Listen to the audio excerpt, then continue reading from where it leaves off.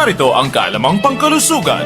Ang heat stroke ay nakukuha sa sobrang init ng panahon, nanghihina at nahihilo ang mga pasyente at sumasakit ang ulo. Nahihirapan ding mag-isip at parang hihimatayin. Tumataas din ang temperature ng katawan. Narito ang mga tips para makaiwas sa heat stroke. Huwag lumabas ng bahay mula 10 a.m. hanggang 4 p.m. Kahit nasa beach ka ay dapat ding umiwas sa pag-swimming ng ganitong oras. Magsuot ng preskong damit na kulay puti. Magsuot ng malaking sombrero o magpayong. Huwag masyadong mag-ehersisyo kapag mainit. Mas mabilis kasi mapagod ang ating katawan. Dahan-dahan lamang sa pag-ehersisyo. Uminom ng malamig na tubig hanggang 12 baso sa isang araw. Kumain ng pakwan na may 92% water content na nagpapaginhawa ng katawan. Lenny Wong Olivo, NDBC, Bida, Balita.